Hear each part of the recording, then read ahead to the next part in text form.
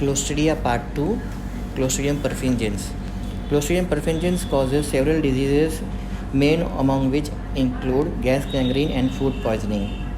Morphology of Clostridium perfringens: it is a gram-positive bacillus, 4 to 6 micrometers long. It can occur singly, in chains, or in small bundles. Pleomorphism in filamentous and involution forms can also be seen.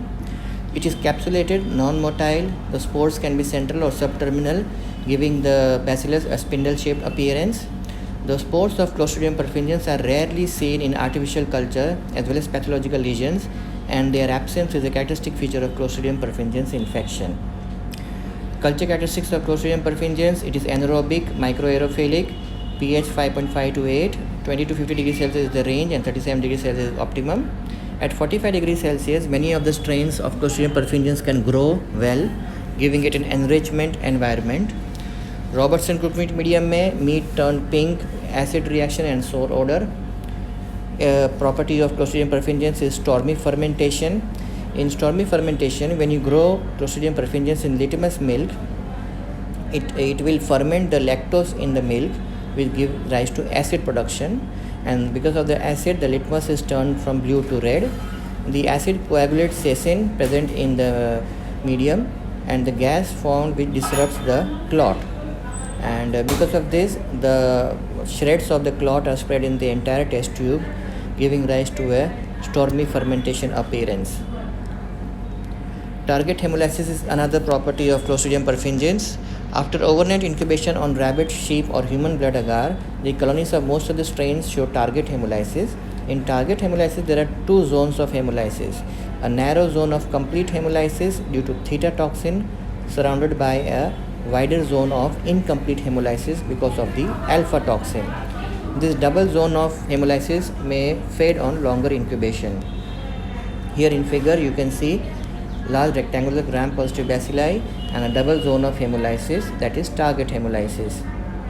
Biochemical reactions of Clostridium perfringens: in sugar fermentation, acid is produced with gas.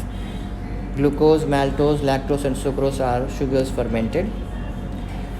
You can divide Clostridium perfringens into 5 types A, B, C, D, E based on the toxin production, and this typing is based on 4 major toxins of Clostridium perfringens, namely alpha, beta, epsilon and iota. This is the table which shows division into A, B, C, D, E types based on alpha, beta, epsilon, iota toxins. The alpha toxin is a major toxin of Clostridium perfringens. It is lethal, dermonecrotic and hemolytic. It is an enzyme, lecithinase C.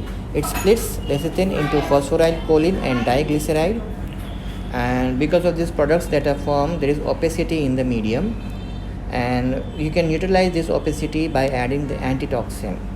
And this property of Clostridium perfringens alpha toxin has been demonstrated in the Naegler's reaction. In Naegler's reaction, we grow Clostridium perfringens in a medium containing 6% agar, 5% Field's peptic digest of sheep blood, and 20% human serum. The colonies are spread on both the halves of the plate. In one half of the plate, you add the antitoxin, and in another half, you don't add the antitoxin. The half in which antitoxin is not added, the opacity produced by the reaction is seen, phosphorylcholine and diglyceride, and in the half in which antitoxin is added, the opacity will not be seen. Another property of Clostridium perfringens is hot-cold hemolysis. In hot-cold hemolysis, the alpha toxin, which is hemolytic for red cells of most species, it shows a hot-cold variety where the hemolysis is seen after incubation at 37 degrees Celsius followed by chilling at 4 degrees Celsius. So two temperatures are used, 37 degrees and 4 degrees, which is known as hot-cold hemolysis. Other toxins and enzymes produced by Clostridium perfringens include beta, epsilon, iota, gamma, iota, etc., neuraminidase, hemoglobin, fibrinolysin, etc. enzymes. Clinical effects of Clostridium perfringens: it produces gas gangrene and food poisoning mainly. Besides that, it can lead to various other infections like gangrenous appendicitis, necrotizing enteritis, biliary tract infections, endogenous gas gangrene of intra-abdominal origin because Clostridium perfringens, they are commensals in the intestine, brain abscess, meningitis, panophthalmitis, thoracic infections, and urogenital tract infections. Anaerobic wound infections can be of 3 types: simple wound contamination, in which there is no invasion of the underlying tissue, and it just causes delay in healing. The second level is anaerobic cellulitis, in which the Clostridia will invade the facial planes and little amount of toxin production is there and there is no invasion of the muscle tissues. The third variety is anaerobic myositis or gas gangrene, which is the most serious form, and it is associated with invasion of the healthy muscle tissue and abundant formation of exotoxins and gas formation. This is an example of this is a photograph of Clostridium cellulitis. With this we end the part 2 session, that is Clostridium perfringens.